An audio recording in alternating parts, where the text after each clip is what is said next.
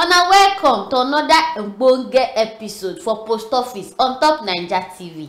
Yes, so as una know, na for here wey una dey write letter give una self, una future self, una past self, una husband, una wife, una neighbor, or any kind matter wey dey disturb una for mind.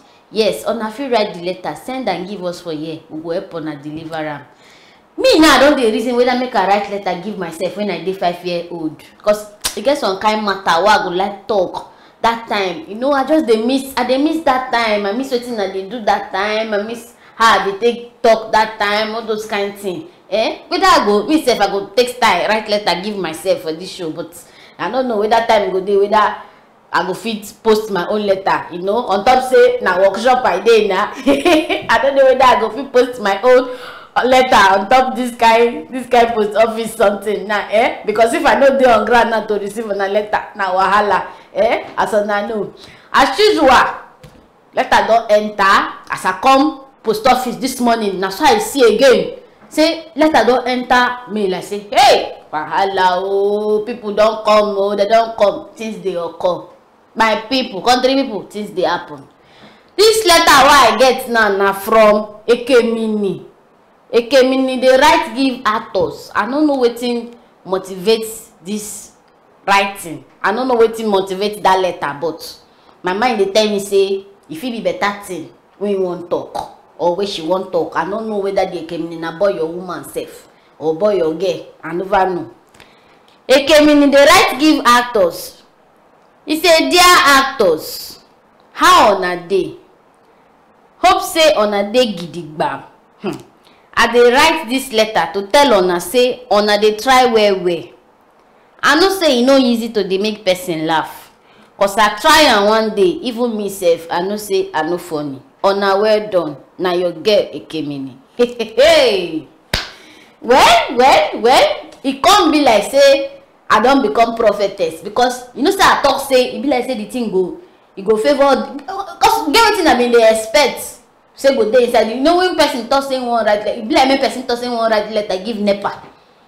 You suppose know that the kind of thing wey fit dey your mind be say you no get light, but you know Ekemini surprise me. No be wetin I expect in right, you know. But true our actors dem dey try. They dey try. Make we see truth, make we talk am. They dey try. E no easy. When you know, I don go set before. You say one person go dey talk one thing, you say cut. I say, hey, now wetin they dey do for here be this. They dey try. You know, e no easy at all. Make we dey give them small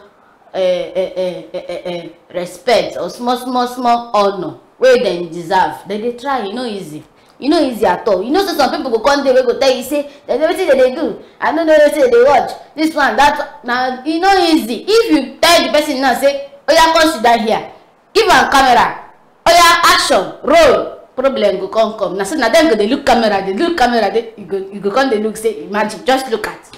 So I support wetin Ekemini talk say true then they try. E no easy, especially those funny people them, all those people wey e no easy to sit down make person laugh. Oh, I will tell you, because sometimes somebody like me, if I want make person laugh, even me self, na me go dey laugh my laugh, na me go dey laugh myself. I want make person laugh, but na me dey laugh myself. So how the other person take one understand say the thing why they talk funny, because me self I dey laugh.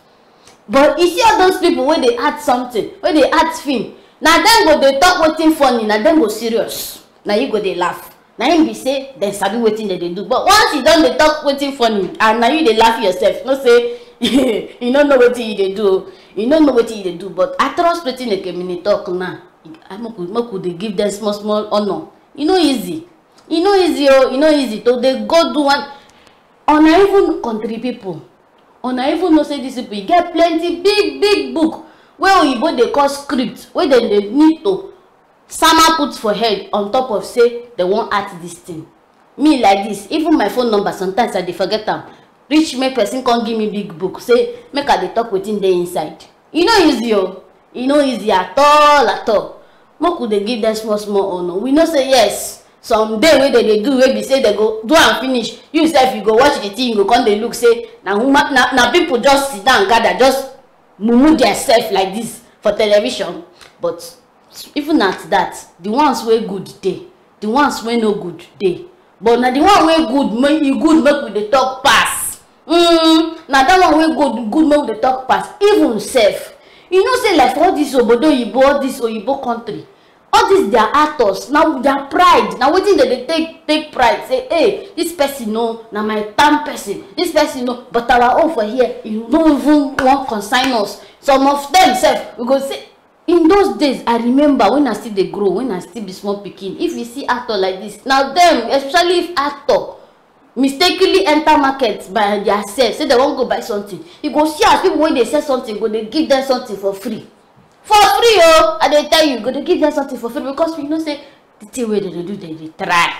But now you go even see person wey dey add say for road, now you go dey look say, wetin this one dey do? Abeg comot for road though, e consign me. Because of say we know they appreciate wetin they do. We dey think say wetin they do. Some people go even talk say wetin they do, e no hard na, no be to just sit down act. E no hard, e no hard. When they put camera for your front, you go know say e hard. So true, wetin Ekemini talk, I support. Today I support Ekemini. I no suppose support Ekemini later, but I want support am today because this thing wey him talk now, I like am.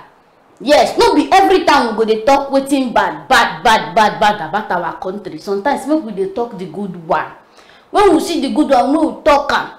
As on the day they condemn actor, they condemn actress, say this one they act well, they no act well. Una know say e get some country sef wey we still better pass. Some country dem dey wey be say if you watch wetin dem dey do, even children drama sef better pass am. Na true. So sometimes make we dey take pride in this thing. Make the thing dey make our head dey swear sometimes. Na him wetin oyibo dey call bragging right. Make we dey use am do bragging right. Say we sef o, e get where we from come and e get where we dey go. Na him be the thing be that. So I support this Ekemini letter today. In fact, na him say na him dey number one. Na him my first say today. No, this letter must reach the people wey get am. The people wey this letter concern. You go reach them because I say no, na better thing ain't right. No be every time bad talk, up and down. Una dey tire.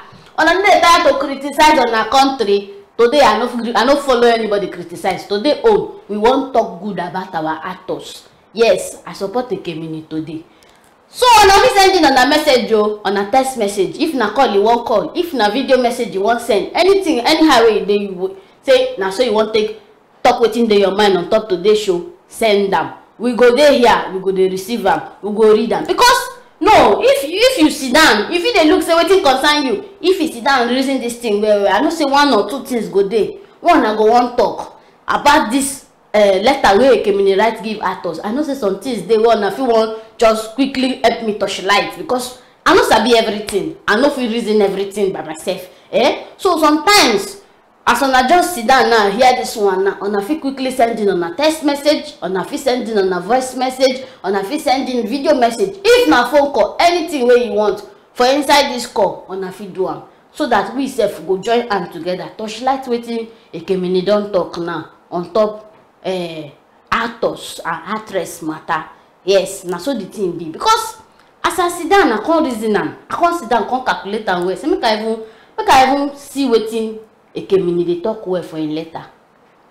No be every time people go sit down come say, hey, you know say they do. You get some people, if you sit down and watch film with them, you go tire. From as gate man take open gate, you go come dey look say e get special way gate man supposed take open gate again. But go criticize from how gate man open gate, how the person wey dey inside motor take come down. All those things they go criticize them. We don receive one message now. Make we quickly read them. This one na from Somto. Somto say post office I salute una. Na true Ekemini talk una see am. Naija actors dey try well. Dem deserve all the encouragement wey we fit give them. E just be say the finger name of which for our film too dey long. Wetin happen na cashew tree. Somto, wetin Somto talk now? E funny. Him don gree say yes, they dey try, but him dey talk now say let's say in the wetin dey try. I no understand wetin dey try talk well for the ending, but if I understand, e be like say dey try talk say the film name dey too long, or I no know if I wan look am from another side. Maybe dey try talk say winch finger dey long for film. I no wan come understand that ending part of Somto message o. But wetin I understand na the first part wey him don gree say dem dey try. The second part wey dey talk say the name too long, e no be their fault na. You know say na storyline dem dey follow. If dem follow storyline, na as the story take be, na him dem go take name am. If Somto, if you want to complain about name, if wetin you go tell Indian people, you don see Indian people. Me as I dey like this, I no fit pronounce Indian film o title. Wait for wetin concern me that. You don see Indian film people their title, the name of the film. E go just be like say na 30 state and capital. You think dey long, no be small. So na everybody with him own. So if the story wey be the film, if the man say make the title be one full sentence, na mo go give am one full sentence as title. If the story the man say na full stop, mo go give the film as title, mo go give am film as title. So that one, I no see anything for that one concerning the name. We don receive another message now. This one na from Vivian. Vivian say na only Naija film ghost dey enter Okada pursue person wey kill am. My people, wahala dey o. He say, hey, chai, Vivian no do us well. This thing no good. But una know say this thing wey Vivian talk na true. No, as I don talk say make we dey talk good, no mean say the small bad wey dey there make we know. We fit talk about the bad, but make we talk about the bad in a manner wey be say we want to try make we do the thing so that the thing go better. Na im be the only reason wey we go fit talk about the bad. But if we dey talk about the bad, say we no even wan know whether make it better, make it no, that one na im no good. But this thing wey Vivian talk now na true. Ghost enter. E dey o. Me, I don watch plenty film like that wey be say I don't even watch film where go slap person. Give am resounding slap twice, 2 times. I can't say hey. I think say, but na still them for some film you go see ghost. Maybe say person go walk past ghost. You go just say the person go feel enter inside ghost body, or maybe ghost won't enter person. The thing go do like say na air. I can't the one that say how air can't take fit give person 3 sounding slap. Something there. So this thing wey we wan talk now na true. Na something wey even them wey dey do this thing, wey we don dey pray say dem dey try, dem suppose sit down. Dey lis ten all this thing wey we dey talk. See how dem suppose carry jotter, carry book, dey write am. Dey see say okay, na this one o, we go do this one well. Na this one we no go do well. Na this one we go try see how we go do am make e better pass as we don dey do am before. Because how ghost wan take enter Okada dey pursue person? Now still them they give us the mindset say ghost o, if he reach anywhere, if he enter any place, he go just disappear. And I no come know the funniest part. Ghost they like dey for wall. If they want appear na near wall. So if wall no dey there na my people problem dey. Another message don enter. This one na from Shems Wasted. I like this name. Chai, the name makes sense. He say yes, then they try. If you watch film these days, you go wan watch more. Unlike before, where Nollywood movies no dey sweet person watch. But chai, I miss Aki and Popo. But chai is not supposed to me. You not supposed to dey miss Aki and Popo because they still dey. These days now, if you enter this social media, Twitter, you go see na Popo face. And I never see wetin they use Popo face do for Twitter now. The people they still dey forget. But true then they try. If you listen to wetin the text message they talk, you go know say yes na true. These days now, our film don't go where even some of us our leg never even reach. Some of us now only for the book we dey hear all those places, but our film don't reach there. I know some producer dem wey be say when they act film finish for here, they go carry the film, they go all the obodo one by one, they go show am for there. Meaning say we don dey make progress. These days sef no be like before, wey be say once film come out like this, you go don dey see the thing inside CD. They go dey sell am for wheelbarrow, dey sell am everywhere. No be so e don dey now. These days now, people don dey invest money, invest plenty thing inside film. Wey be say once film just land like this, they go first carry am go cinema. Make sure say people wey make them see their money. You go, and even you sef, you go know say film wey dey go cinema no be nonsense film, no be anyhow film. Na film wey be say kajad people dey inside, kajad person na im do am. so that you sef as they go the cinema go waste your money, you go know say no be real waste. Na better thing you wan go watch.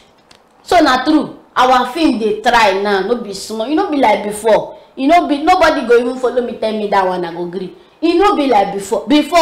Hey, even before me I no fit talk this thing why they talk now. Before I no fit talk am, but now they make us proud. They do something wey be say as we sef we dey see am, we dey fit talk anywhere say no, this thing wey they do na better thing. So na so e suppose be. No be say we go dey one place. We no suppose dey one place. Even all this country dem wey we dey copy, where dem dey before no be where dem dey na dem sef dem dey move. Dem dey move. So wetin say make we no move? Nothing say make we no move, oh my country people. Nothing say make we no move. Another message just enter now. This one na from Omo Iya Lakara. This one say boom boom, na better work you dey do. You sabi jare. Thank you my sister. And Nollywood ona twale o. Ona don dey impress me wella. Unlike before wey be say ona go shoot gun once, 7 people go die. And abeg, where the likes of Abija Warabiekun? No. Where our Sophia dem dey na? Comedy movies and all these confirmed epic movies don dey scarce so. Me sef I don dey talk am. That's it. This thing wey this person talk, be like say this person dey my mind. Because now wetin I just want quickly touch light now say this thing now. I don't notice say since everything don dey move forward, they don dey try, they do better film. It can't be like say they can't leave all the legends them. We be say now then start this particular thing.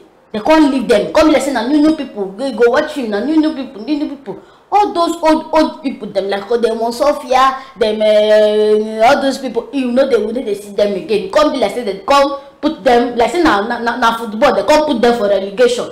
Put them for relegation. Come they bring new people. You know say new people no good. New people good. The good make person they discover new talents. Yes, na better thing. But all those people will be say now then when we grow up they watch once in a while. Make them if now guest appearance make them they show.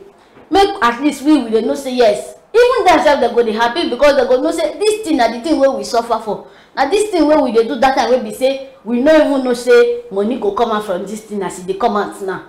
At least make them they show their face. Make them they and the truth of the matter be say these people, all those other people that time, then get content too.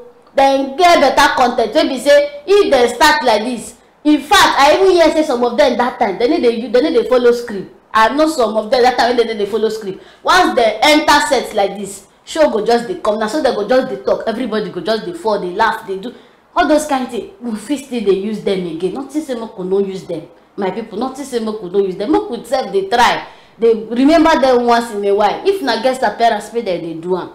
Make we some people like our mama the way don't old, where they feel say they no feel watch television again. No, some mama they like that. When we say once they don't see, they go say, hey, now small children they there. The film no go sweet or they no go sabi something. But if they don't see one old person, when they sabi, when they watch that time self, where still they, you know, they hot, they, you know, like that. Themselves they go no say no, this thing, this film. Even if the film no go sweet, they go no say this thing. I go watch them because of this person. We don't get one message again. We enter this one now from Ridwan. Ridwan say Nollywood. I agree with Ekemini. Una they try, but I beg make una see as Hollywood do Thor and those other superhero movies. Where this person won't carry talk go now? No be smart, you know.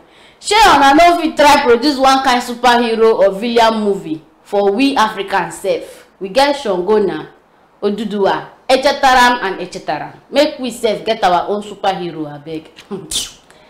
I say where the one won't carry me enter this morning. I won't avoid that. I don't want to follow and reach that place because if I want to follow and reach that place, something feels spoil in the process. But if I say look am like say na 5 and 6, like say na you know, look am where waiting in talk na true. But waiting make we feel no do all those kind film when they talk say Hollywood they do Thor all those one. We feel no do am because one thing some people need to understand be say filmmaking, e dey inside culture. Filmmaking and culture, they no fit separate the two. You no expect make person dey act wetin no dey inside in culture. Yes, he don't talk say shebi Shango dey there. This one make we act like that.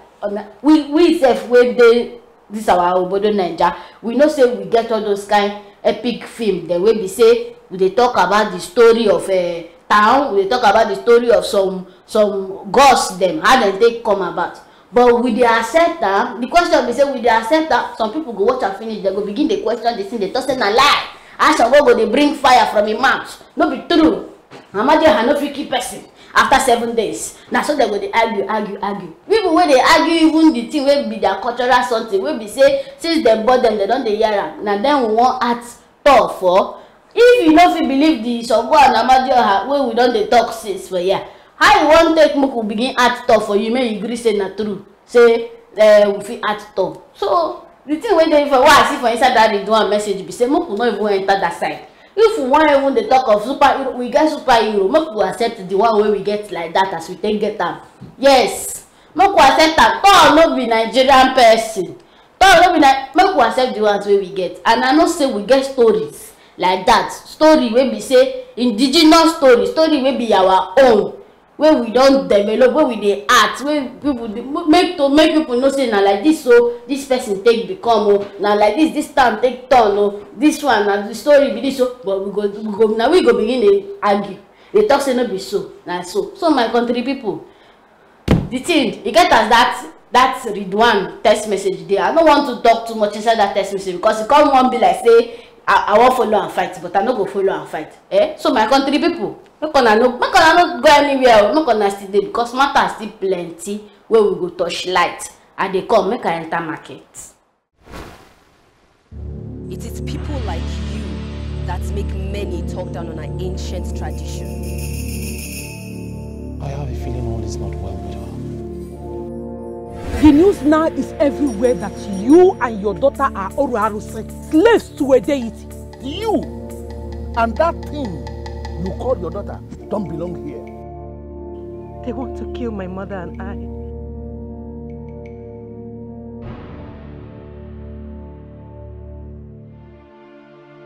I will pay anything. He came back with an elephant tusk. Not just any elephant tusk, but that of Idue, the kingdom, and we know what that means.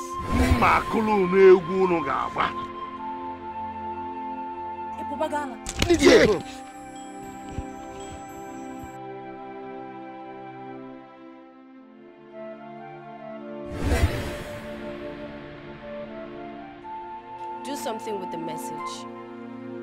Forget the messenger.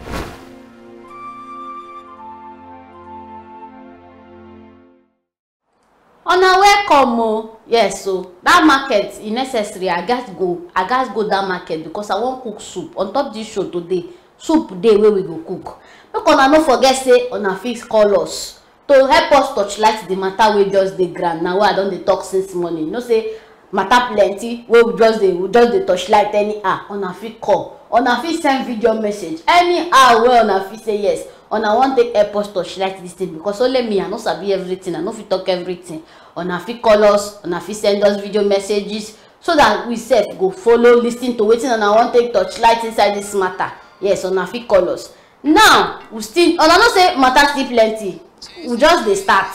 Make una know we just dey start. Make una no even think say we don finish. We just dey start. Because the matter wey this Ekemini write, this letter wey Ekemini write give actors, na something wey I know say plenty of us don wan talk since. As Ekemini don write the letter now, na him we dey touch like. E be like say we get one call, my people. Hello. Hello, na who me and Devano for there? My name is Daniel. Daniel, where you dey call us from? They call from Ikeja. Ikeja, okay. Daniel from Ikeja. How you take see this matter wey we dey touchlight this morning? Well, I go say Nollywood people they try because before as they start this film thing, nobody know Nigeria. That area, now India and America they know, but since they start for the whole of Africa now, even for Europe and America, they don't know Nigerians now. Our stars they reign for all those countries, yes. And don't give Nigeria a better image. Although they still get a long way to go because we never see they do our films like the way when you people they do their own for America and for India. We never still reach there, but we try very well. Some of the stories, some of the things that they watch now, they make sense. As like before, you know, in those days, it go be like say the films, the people no get story. They just they waste our time. You go see somebody go come out for house, you go talk saying they go office, you go see him, you go come down for staircase, you go enter motor, you go they drive for road. No office they go. So you go come office, you go greet man, greet secretary, greet everybody, go enter office before the next action. I come the one that and nothing will happen. Nothing spectacular will happen. So you go be like say just they waste time. But now some of the stories don't make sense much more. So make them keep up, make them keep trying. Make Nigeria they grow much more. So make our government to try to support the film industry because for abroad, if they want to do film for White House, they go give them space. They won't use a presidential aircraft, Air Force One to do film, then go allow them. But for Nigeria here, ordinary police station, if you say you won't go do film for waiting they call these people, DSS office, except you go create your own, they don't go allow you. If you want to do film for office of the president, in fact Nigeria then go jail you, so you won't think of. So make our government they try, make them support our film industry as they look abroad. We will make money from there and things go move. You don't talk well, Mr. Dane. Yes. I get one small question for you, Mr. Dane. Okay. The question be say, now this one where you know say you don't talk now, you can't talk say the way that they do am for Obodo Yibo, the way that they do am for India, all those places. The question I want to ask you now, Mr. Dane, be say, you want make we dey copy them or make we dey act the one way we suppose act? All those one we be saying now our own culture, because me I believe say now wetin Oyibo wan watch be that Oyibo no wan watch say make we dey act like them. They wan watch say make them know about our culture, make them know about us.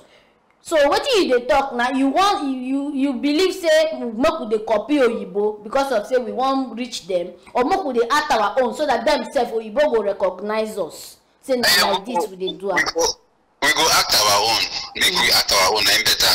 But even if we go copy them, make we no copy the bad things when they show for their own. We will copy their own. We go turn them to our own situation as it will fit work. You know, if we copy their story, change them. If they drink coffee, we go drink akamu. Our own. This thing will make sense. So not to say we say they drink coffee or they drink brandy. We say go carry the thing where big pastors they do. They show say we won't be like them. No. Now we supposed to show them our own culture. So if they drink brandy, we go drink ogogoro for our own. We advertise our own. If they eat shawarma, we go eat fufu. That's what we're supposed to do. Then we show them our own culture and how things they move for this place. Everything go balance. You know, that's what it's supposed to be. Thank you, Mr. Dane. Thank you. This your call. Totally my body well. Thank you. Thank you. Yes.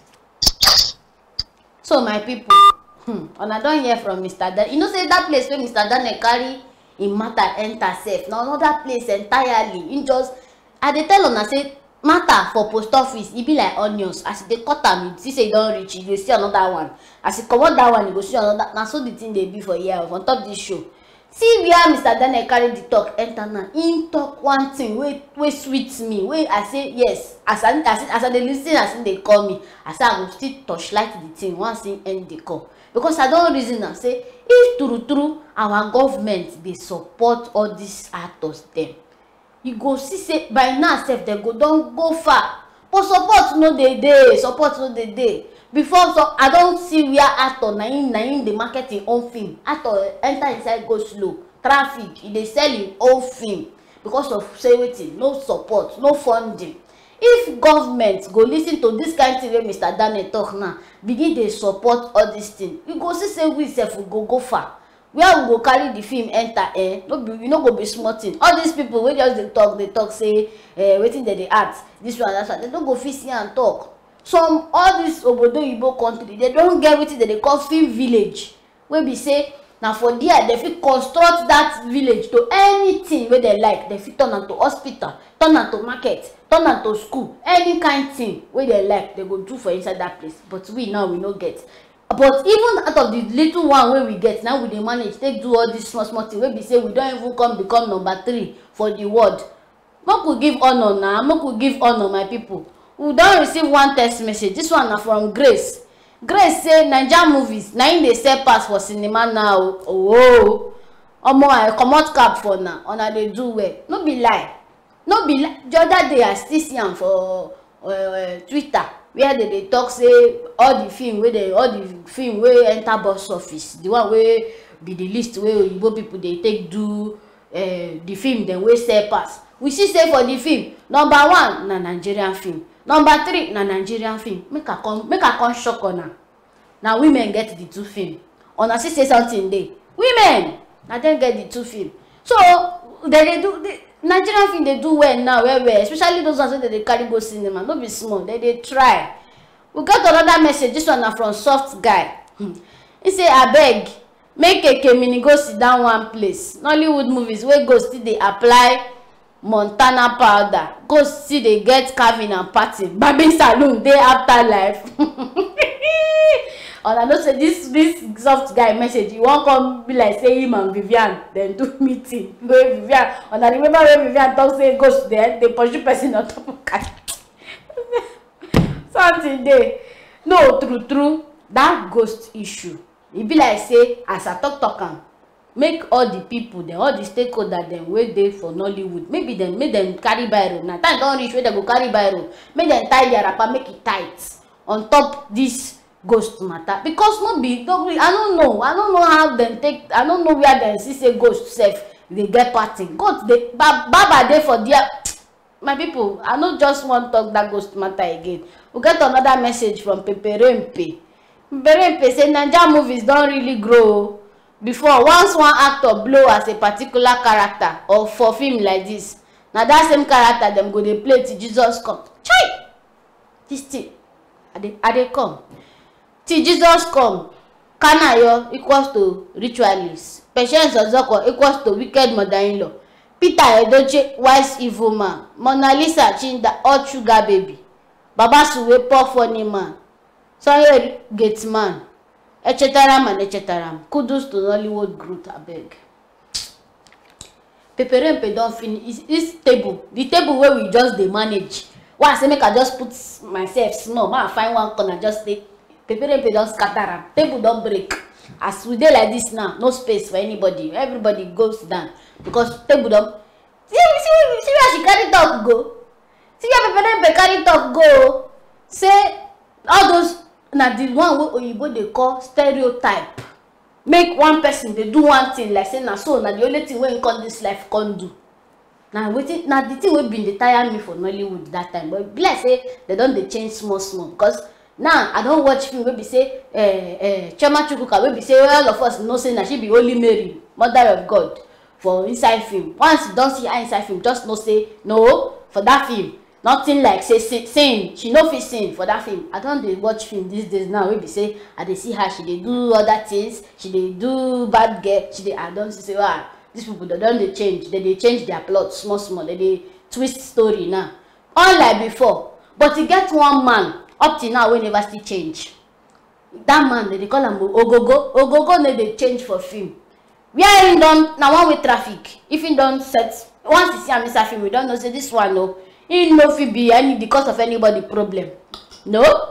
He no fit. Now so him go they upright. He know they and once the film don't end, when he don't reach time to pass judgment, now him they pass judgment, give everybody one by one. Say yes, now you what you do, now him be this. Now what you do be this. All those things. So they suppose they diversify.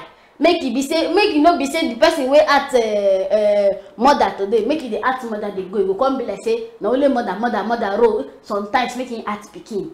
If the role fit am for pikin, you know somebody like Limpo now Tatafo, she no be away she no fit enter. If you give her mother, she at. You give her pikin, she dey. You give her sister, she still enter. So now wetin we dey talk be that. So I support wetin Peperempe talk. We get another message from Johnny. Johnny say Nollywood abeg make una act the true story of Ajala Traveler now. I need to see someone like Odunlade Adekola play Ajala Traveler himself. No. If I want to look at Odunlade Adekola as Ajala Traveler, he go fit am. Yes, he go fit am because you know say he get some kind wetin they call am, some kind swagger when you feel they put, and he funny where he go fit am. He go bring the story where the story go. He go touchlight the story. He go sweet. We got another message from Justice. Justice say make una no even try praise Nollywood abeg. Just yesterday I see Nollywood movie where them shoot person for forehead. Before he die, he say you shoot me, I am dead. Before he come die. My people. This day, how you go shoot person? The person go come still talk. Okay, more look this thing way. Sometimes if it happen, not be every time person go just shoot person go just die. Sometimes some people they where they get strong spirit, they die quick. I don't witness them. It don't happen. I don't see for real life. I don't see where person carry bullet. So I can make sure say reach us, deliver message for us before he die. So if it happen, but I still understand wetin Justice they talk. Justice they talk that one no follow. You don't shoot person. You don't shoot. Just wetin Justice they talk self no even. He supposed put am well. What about people wey be say they go shoot them gun, then go wear shirt too, then shoot them gun, but the bullets no go pierce center there. My people. No be small matter o. They go shoot them gun, the thing no go pierce inside clothes. Shirt go still there as e dey. My people, make we carry waka enter inside market, we dey come back. Do something with the message. Forget the messenger.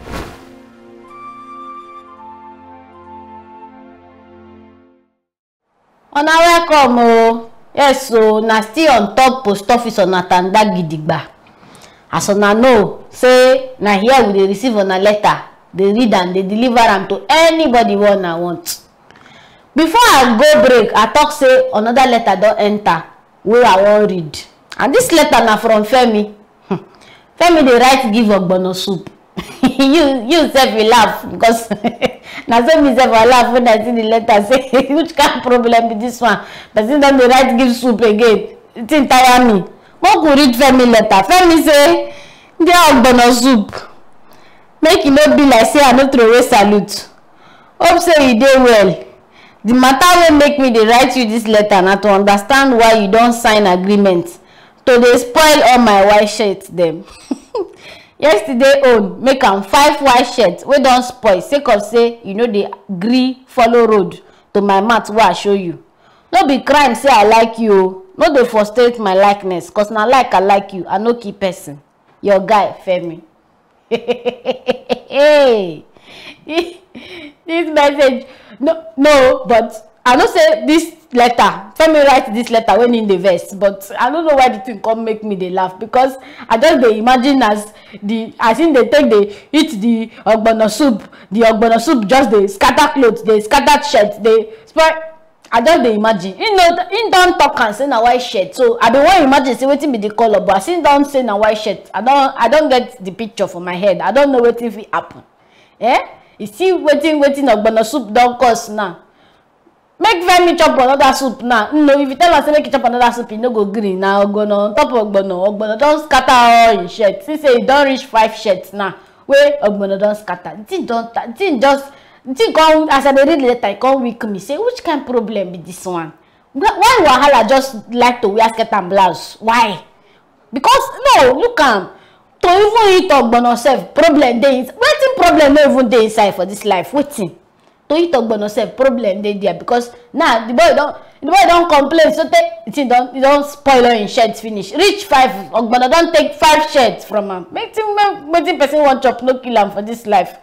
I get one message now from Rolling Dollar, and I know one Rolling Dollar. I don't know whether na the same Rolling Dollar, but I'm not sure because the Rolling Dollar I know don't die. Say ogbono soup o twale o Oluwaye satisfaction. LMAO. Okay, now this one that they call laugh my ass out. This ogbono matter serious o. But why you sef go wear long sleeve dey chop ogbono? You never hear that adage say when matter don serious, man go roll sleeve. Now wetin me sef wan talk o, because how you go dey chop that kind? No, when something don hard, make we gree say hard. How you go dey chop ogbono soup wear white? That kind thing you go. Then all these people wey dey form na the problem. They go dey form. If we check am now, if it be say na with fork and take the chop that, make una no dey form. When you reach time to chop something, come on cloth, face assignment wey dey your front, face am. This message na from Junior. Junior say, ha. You never know anything. You wan chop ogbono, you dey wear long sleeve. Then dey wear cloth shower. Make una help me ask am. And abeg, make una help me tell all these babes wey make them stop to the talk. Please help me with the leanest 2K. If 2K lean, why them no go work get am? My people, I fold hand. Junior don't carry matter comot for my mouth. Him carry matter comot for my mouth. Put for another place. Now, but now we dey talk. Junior don't bring another matter enter. Say all those guests them where they say that they find lean. Which one? Wait, my people, which 2K lean? 2K lean? I don't know say 2K lean. No, make I receive this call. We get call. Hello, now who they follow me the van for there? Good afternoon. Good afternoon. What be your name and where you they call us from? My name is Johnson and they call from Ikeja. Johnson from Ikeja. Okay. Yes, I enjoy your program. Hey, Johnson, thank you. Thank you. Okay. Yeah. Okay, so I just want to shoot mass for this ogbono matter. Try. The matter get at the bill, but one thing I will just stop with say if person wants shop ogbono, we know they wear white clothes. They know they wear white clothes, they shop ogbono soup. My brother, thank you. Maybe they wear black clothes. Black. Because they want shop ogbono. Black clothes will put down to shop ogbono soup. My brother, God go bless. God go bless you. You sabi something. Amen. Thank you. Thank you, Johnson. Thank you, Johnson from Ikeja. I tell you, say, Mata tie rapper for this show. Mata just tie rapper. We are skirt and blast. Oh, we are koko shoe join. If they hear wetin Johnson talk, Johnson say why person go. Now wetin everybody don dey talk. You know say me sef I talk am. Why person go one top ogbono soup you wear white? No, sometimes we go dey talk say trouble. Sometimes yanga go just sleep. Now trouble go just go wake am. You wear white, they chop ogbono. Now he can't even get mind. They write letter give the ogbono. People get mind for this country. People get mind. We got another letter, text message. This one is from Captain of Ogbono Ita Siam. They don't form association. Problem don't they? Femi, if Femi know what's good for them, make him pack come off in house because problem don't they? Now they don't form association for them. Captain of Ogbono Ita. So they get problem don't they? He say the art of eating ogbono is from H. This one said the right to Yibo. You know say maybe not because he be leader for the in the right supre for here. He said the art of eating ogbono is from Asia. If you know sabi Tai Chi or Kung Fu, you know go fit chop am at ease. Now why your clothes they stain? Problem don't they?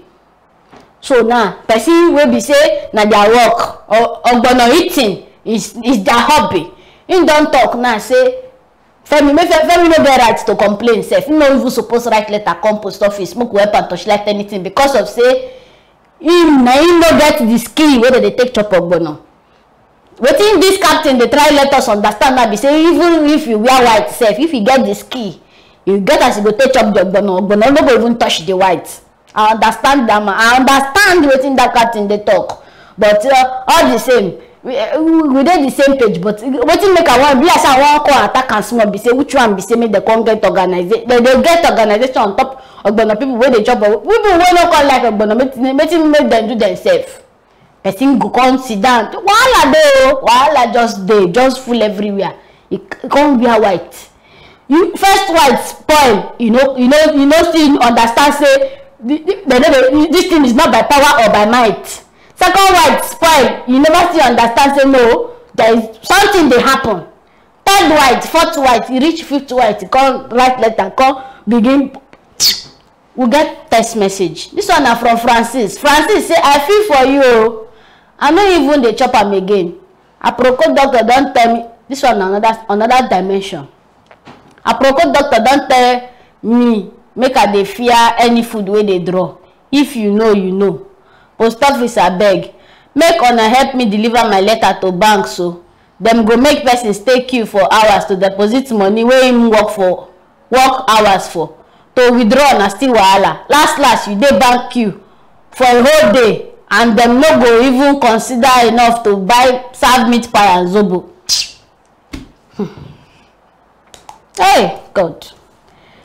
Hey, una sure say this post office work, una no go pursue me for this post office work. Una don dey send me message wey big pass me, una go pursue me for this. Now Francis don talk ogbono talk comot there. Say make we carry matter go bank. You see those bank people, I no wan put my mouth there because una fit pursue me for this post office work. Na here I dey manage, na my workshop be this, na here I dey manage my daily bread. Abeg, I no wan put my mouth for that bank matter. But people wey get talk don no talk. People wey get talk don no talk. If una like, make una queue. So don because of this COVID-19 wey dey now, they don upgrade. They put canopy, put chair on top, say person wan come back. I go come sit down.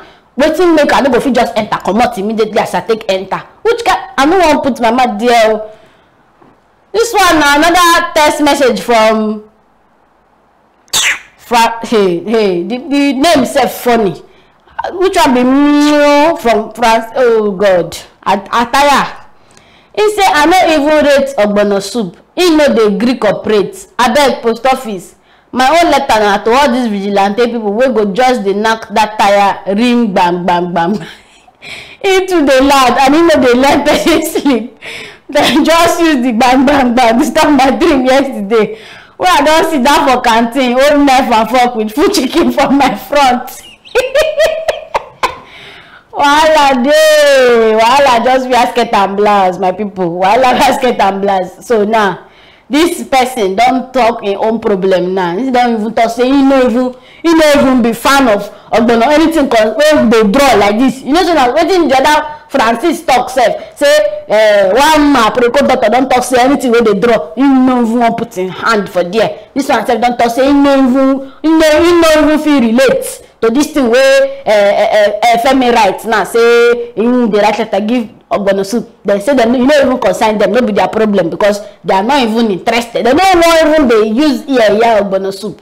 Him come send us message. You see say these people then they try to avoid post office money. You know say they know say we go collect money for their hand. They wan play smart. He come use one stone kill two birds now. He talk about ogbono. He send him own message again. In the talk now say all those vigilante people the way they hit something for those people.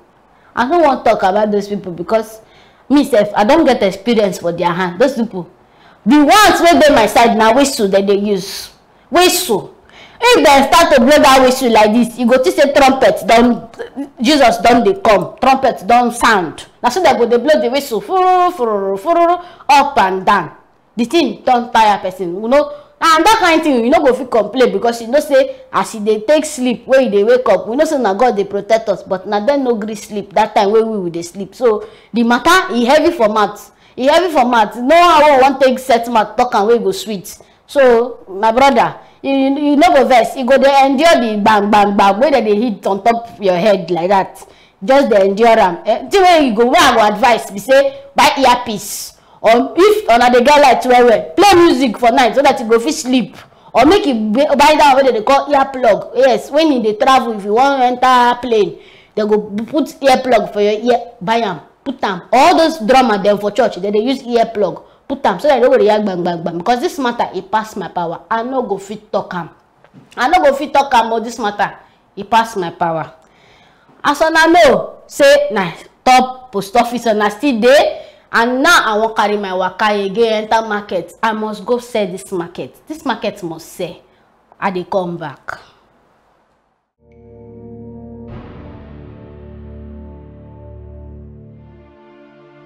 I will pay anything. He came back with an elephant tusk.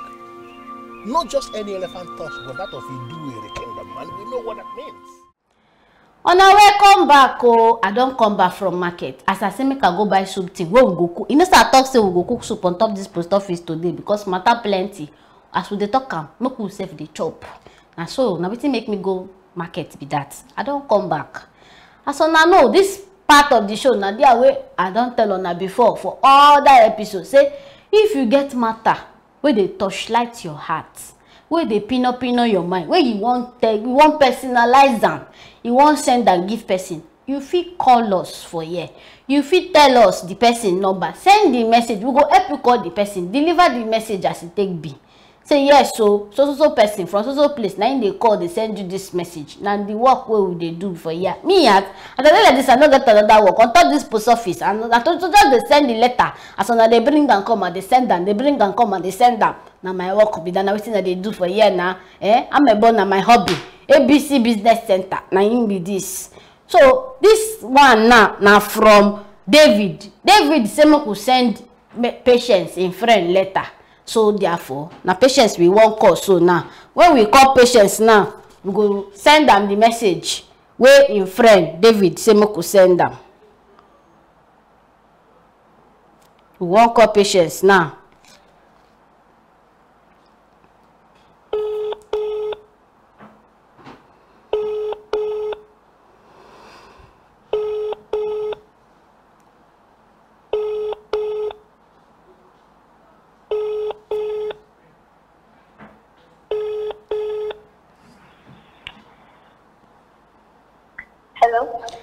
Hello, na beg, na Patience I dey follow talk.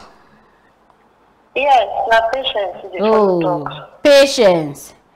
Your friend David say make we read letter give you. Make I read am. Okay, read am, no problem. I dey hear. Okay, he say, dear Patience, how you dey? Abeg, no vex for wetin happen between us 2 years ago. I don't realize my mistake. Say I'm not supposed to talk to you like that. No vex for me. Now small pikin dey worry me that time. If you try pick my call, make I tell you how I don't realize my mistake. I beg, make you find space for your heart to forgive me. Your friend David. Patience. Yes. I beg, no vex so. No vex say I won't ask you question, but I just won't ask. Wetin David do you? I beg, if you forgive him, because as I dey read this letter wey you say make I give you now, my body just dey do me like make I cry. I beg. He don already agree say the thing wey he do e no good. I beg, you go forgive him. I beg. Even if I don't even want to forgive him before, because of this sweet letter wey you read for me, I don't forgive him. Oh, Che! Oh, Shakara! If to say my Shakara dey here now for shake Shakara for you. Oh God! Oh! I don't forgive him. Thank you, Patience. Yeah. Thank you. Yeah. No wahala. Hey, my people. See, as it can't be like say make I dey cry. It can't be like say two people. You know when two people don't. Oh, these things. Who go right? And people they wey don't offend me well. We be say they never even fit think and say may them come tender apology. May they write am for paper send give me. No, this thing now you no good. You no good. Child thing touch me for body, sweet me. He can't do me like say na me they beg. My head can't they swear. My head they swear. Country people. Now here we go draw curtain. So you go they talk am for this show today. Till I come again next time on Ado.